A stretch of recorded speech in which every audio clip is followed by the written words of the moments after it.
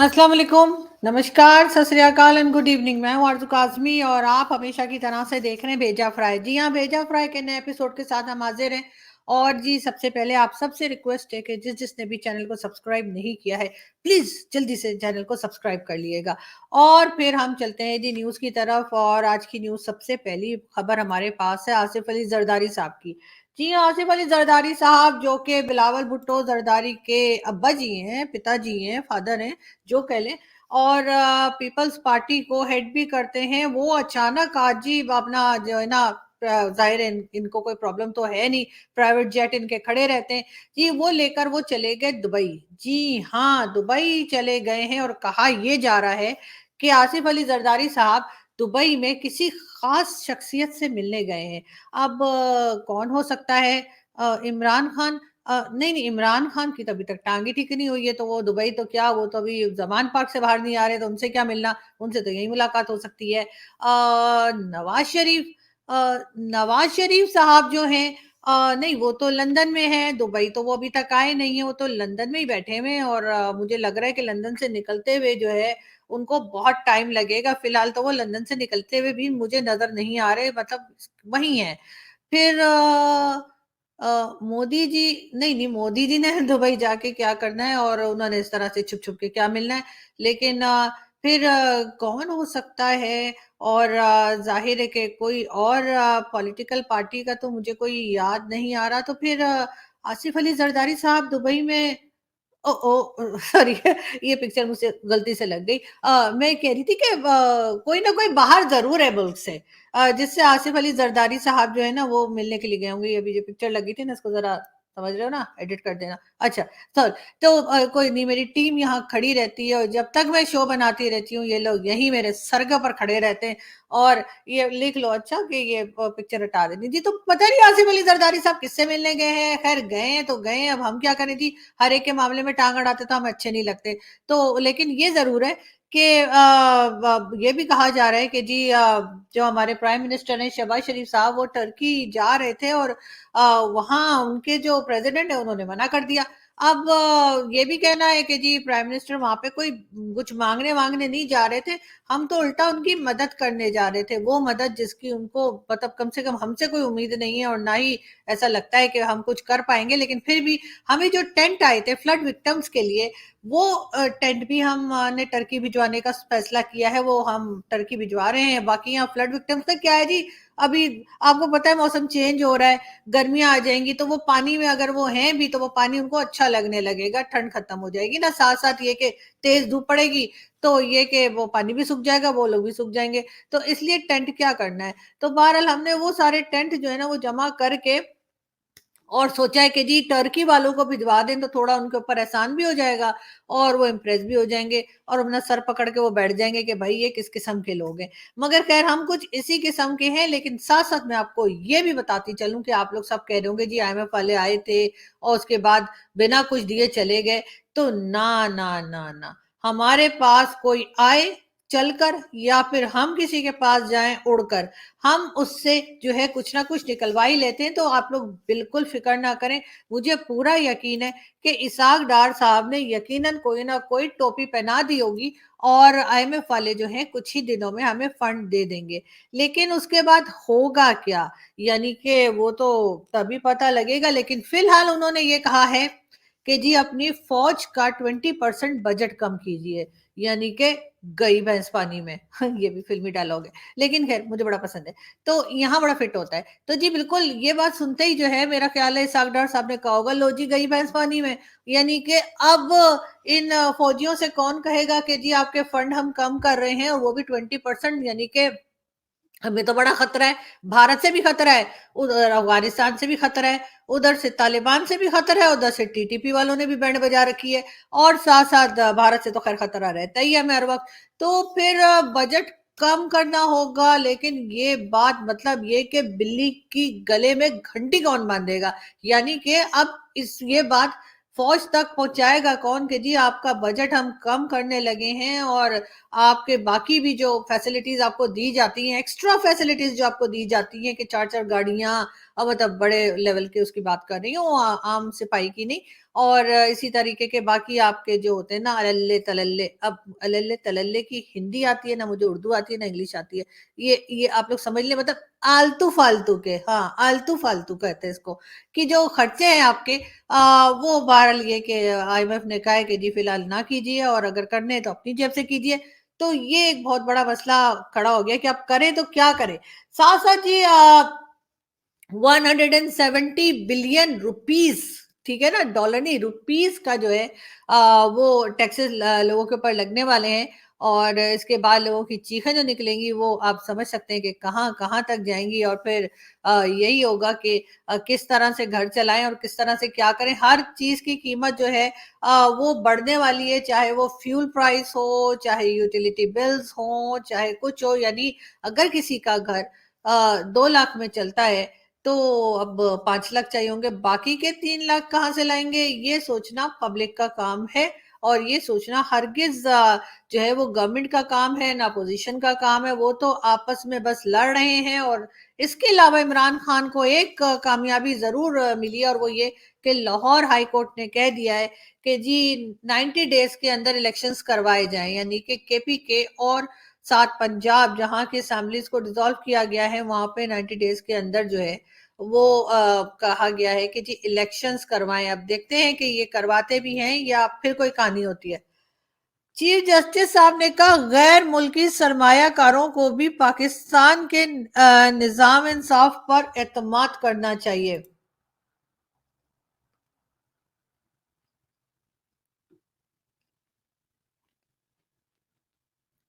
जी, तो आपने सुना मैंने क्या कहा। जिसको आवाज़ नहीं आई ना वो बस समझ जाए मैंने क्या कहा। तो बिल्कुल ठीक ही कह रहे हैं जी। इनके बारे में कुछ कहो ना तो कहते हैं कि जी केस ठोक देते हैं। तो इसलिए मैंने जो है ना आप लोगों को चुपके-चुपके बताया कि मेरे ख़्यालात इनके बारे में कितने अच्छे हैं। तो आप समझ जाइए मैंने क्या कहा। लेकिन ये कि ठीक कह रहे हैं जी, मतलब अपने लोगों को एतबार नहीं है, अपने लोगों के साथ आपने जो है ना वो जिसे कहते हैं कि बेड़ा गर्क करके रखा हुआ है। लेकिन हाँ, बाहर के कंट्रीज़ वालों को पाकिस्तान के जो है ना इंसाफ के जो होते हैं, यानी अमल होता है, यानी जो कुछ यहाँ पे चल रहा है, और गैर मुल्की सरमायाकारों को पाकिस्तान के निज़ाम इंसाफ पे जो है ना बड़ा ट्रस्ट है। बिल्कुल जी। वो मैंने सुना था कि एक कंपनी थी, गैर मुल्की सरमायाकारों को तो नहीं पता होगा, लेकिन फिर भी मैं बता देती हूँ कि एक कंपनी थी ताज कंपनी के नाम से। पाकिस्तान में ना उन उसमें बहुत लोगों ने इन्वेस्ट किया था पैसा।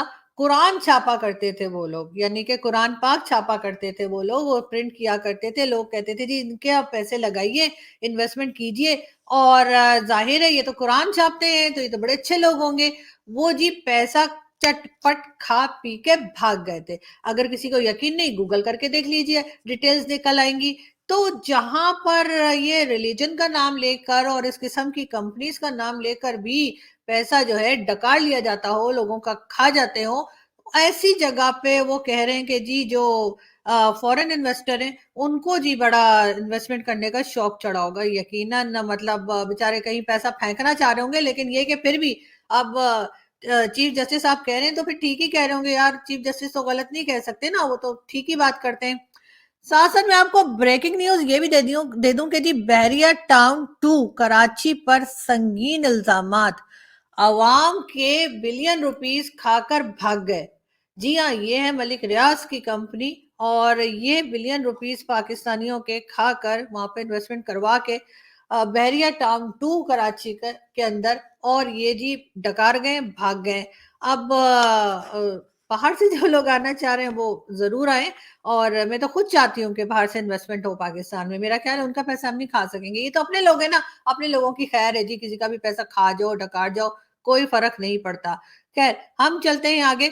शेख रशीद साहब को जी अडियाला जेल भेज दिया गया है, और उसके बाद शेख साहब इतने खुश हैं कि शेख साहब ने कहा है कि जी सारी ज़िंदगी जेल में गुज़ार सकता हूँ मगर बेवफ़ाई नहीं कर सकता। शेख साहब कौन कह रहा है कि आप बेवफ़ाई कर रहे हैं, और भला किससे? उनका ये भी कहना है शेख साहब का कि जी इनको कि भाई लोगों ने कहा है कि जी एक नई पॉलिटिकल पार्टी बनाइए पैट्रियट के नाम से, और उसके बाद जो है वो शेख साहब उसको हेड करें। तो शेख साहब ने कहा ना ना ना ना ना, मैं ऐसा नहीं करूंगा। अब किसी तरफ से कोई सफाई, कोई इस तरह की बात नहीं की गई कि जिससे पता लगे कि शेख साहब का ये स्टेटमेंट जो है वो कहाँ तक ठीक है। मगर बहरहाल अब शेख साहब कह रहे हैं तो कह रहे हैं, उनको तो कोई रोका नहीं जा सकता।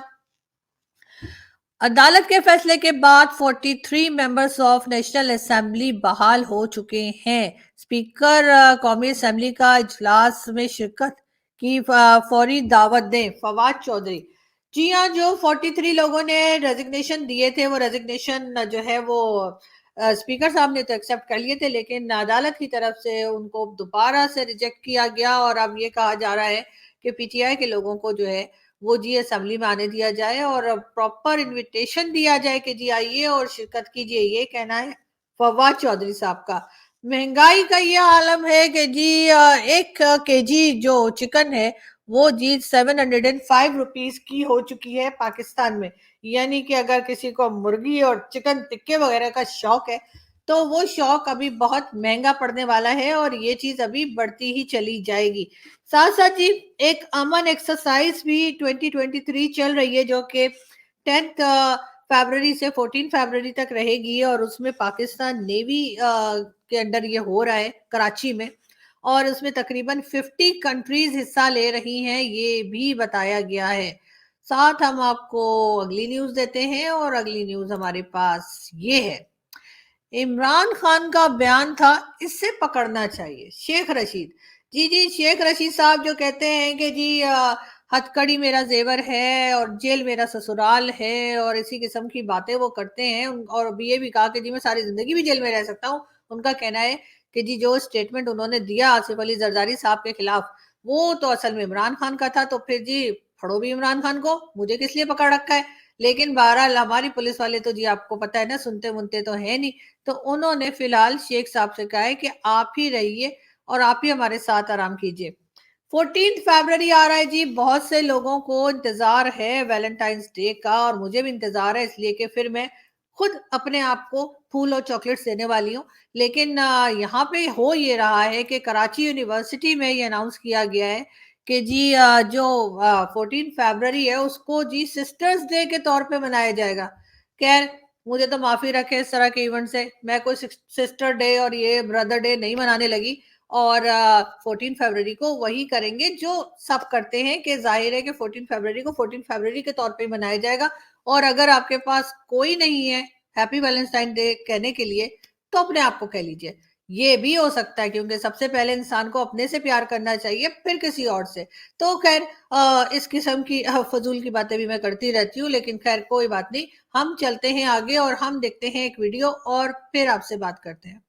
मगर थोड़ा सा मजीद आगे आए हैं तो ये हम बदलेंगे तो बदलेगा पाकिस्तान के नारे जो हैं वो सुनाई दे रहा है। म्यूजिक प्रॉपरली पीछे चल रहा है और शदीद ट्रैफिक ब्लॉक है। इस वक्त हम जमान पार्क की जो नहर है उसको क्रॉस करने की कोशिश कर रहे हैं और आप ये देखें कि बड़े बड़े कंटेनर्स लगा के अपने डीजे चल रहे हैं यहाँ पर और लोगों ने अपने धरने यहाँ पर दिए हुए हैं। मीडिया की गाड़ियां यहाँ पर खड़ी हुई हैं और मेन शारा जो है हमारी जो कि हर जगह पर जानी होती है, कॉलेजेस भी हैं, यूनिवर्सिटीज भी हैं, लोगों के घर भी हैं, हॉस्पिटल्स भी हैं, सब्जी मंडी भी है, फल मंडी भी है, मतलब हर जगह जहाँ भी जाना नहर से गुजर के जाना है। और ये मार्केटिंग चल रही है खान साहब की यहाँ पर और लाइटें शाइटें चलाकर यहाँ पे बारबेक्यू हो रहा होगा मेरे ख्याल से, देगे शेगे, क्योंकि लास्ट टाइम जब मैं आई थी यहाँ पे देगे बन रही थी एंटरटेन करने के लिए। तो ये जी, तो ये सिचुएशन है ज़मान पार्क लाहौर की 1-2 दिन पहले की और आजकल भी हर 2 दिन के बाद वहाँ पे इसी किस्म का मेला लगता है, जिसकी वजह से आम पब्लिक काफ़ी परेशान हो जाती है कि वो वहाँ से कैसे आए और कैसे जाए। लेकिन ख़ैर, इमरान खान साहब को इस बात से कोई फ़र्क नहीं पड़ता कि पब्लिक परेशान हो रही है या क्या। जी आईएसपीआर की तरफ से ये भी कहा गया है कि बार-बार जो है वो सोशल मीडिया पे और कई जगह पे बातें की जा रही हैं कि आखिर आर्मी चीफ जो है वो यूके के और अमेरिका के विजिट पर क्यों हैं। तो उनका कहना ये है कि जी आप लोग बेकार की बातें ना करें, वरना दो कान के नीचे नहीं, ऐसा नहीं बोला उन्होंने, ऐसा मैं बोल रही हूँ कि अगर आप लोग बताइए, ये मेरी तरफ से मैसेज है उन लोगों को जो उल्टी सीधी बातें कर रहे हैं कि आखिर आर्मी चीफ जो है वो, क्योंकि भाई आर्मी चीफ है जाहिर है। अब अगर वो बाहर नहीं घूमेंगे, वो यूरोप और अमेरिका और इंग्लैंड नहीं जाएंगे तो फिर क्या मैं और आप जाएंगे। तो फिर जाहिर सी बात है कि उनको कोई काम होगा ना, मतलब काम होगा वो, लेकिन वो आईएसपीआर की आज चल रही थी प्रेस रिलीज, और उन्होंने कहा कि जी इस प्रेस रिलीज में उन्होंने साफ-साफ लिखा और बात की कि जी आप लोग ज़रा मतलब कंट्रोल कीजिए और अपनी ज़ुबान को भी कंट्रोल कीजिए और दिमागों को भी कंट्रोल कीजिए और बेकार की बातें ना कीजिए, किसी काम से गए हुए, ठीक है ना?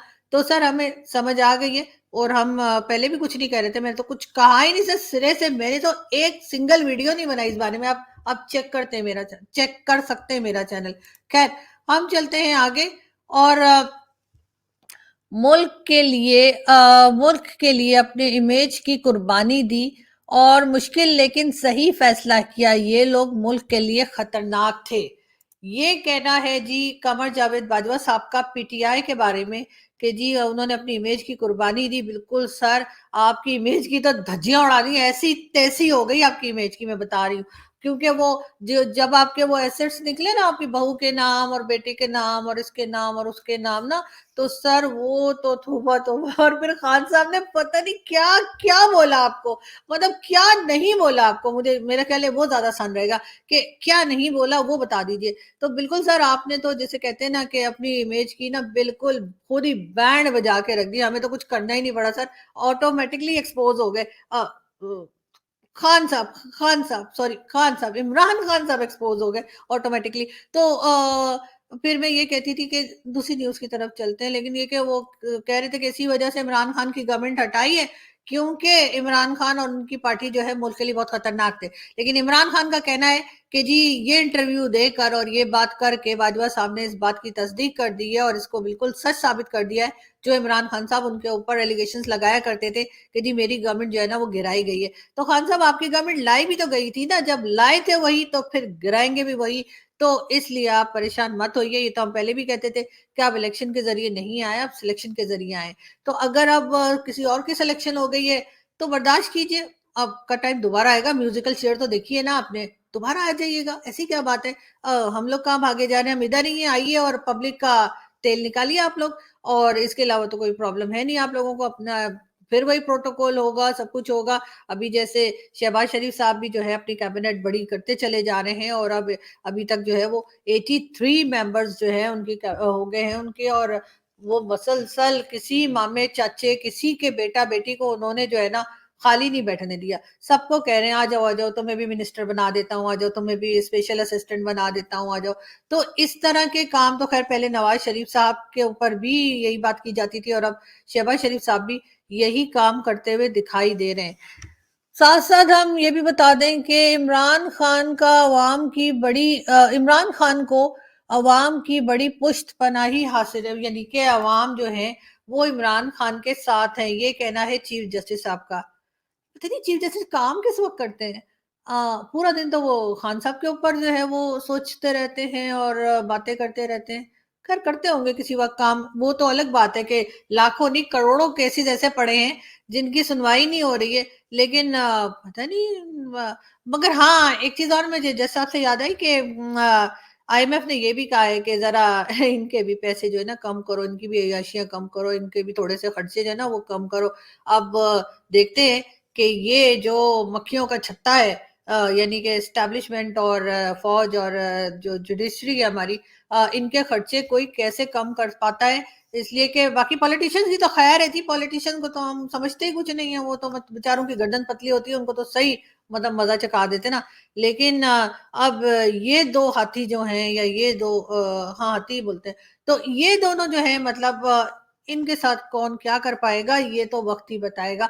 लेकिन बड़ी अच्छी बात की जी चीफ जस्टिस साहब ने कि इमरान खान के साथ पब्लिक है। बिल्कुल सर, इमरान खान साहब के साथ पब्लिक है और पब्लिक को होना भी चाहिए। इतने बड़े लीडर हैं, कब से टांग ठीक नहीं हो रही, मतलब फिर भी इतने बड़े लीडर हैं तो फिर भी सर टांग ठीक नहीं हो रही। थोड़ा सा इसके ऊपर भी एक थोड़ा सा एक अगर आप कुछ कह देते तो हमें आसानी हो जाती समझने में कि आखिर खान साहब की टांग क्यों ठीक नहीं हो रही। मगर खैर चलते हैं अगली न्यूज की तरफ। और जी अगली न्यूज है मिफ्ता इस्माइल साहब की। मुझे निकाल देते लेकिन कोई अच्छा जो है वो इकोनॉमिस्ट कोई काबिल बंदा तो ले आते, इसाक डार की तो सोच ही उल्टी है। हैं?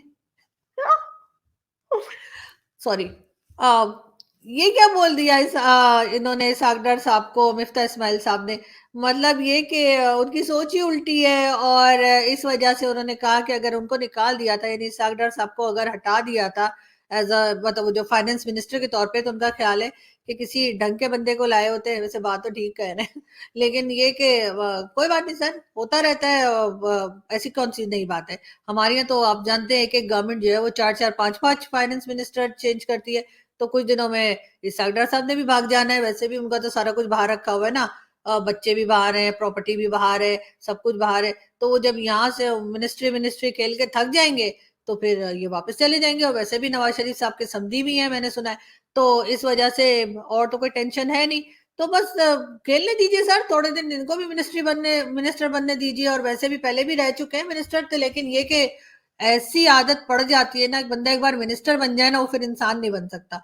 तो सॉरी, वो फिर मतलब आम इंसान नहीं बन सकता। वो फिर मिनिस्टर ही रहता है। वो घर में भी मिनिस्टर रहता है, वो बाहर भी मिनिस्टर रहते हैं, चाहे गवर्नमेंट उसकी गिर चुकी हो। अब देखें ना, इमरान खान को सब लोग कहते हैं प्राइम मिनिस्टर साहब, उनकी पार्टी के लोग भी, और जो उनके सपोर्टर हैं वो भी अभी तक इमरान खान को ही जो है ना वो प्राइम मिनिस्टर मानते हैं। इसी तरह से नवाज शरीफ के साहब के जो लोग हैं, जो सपोर्टर्स हैं, जो मिनिस्टर्स हैं, पार्टी के लोग हैं, वो आज भी नवाज शरीफ साहब को ही प्राइम मिनिस्टर मानते हैं।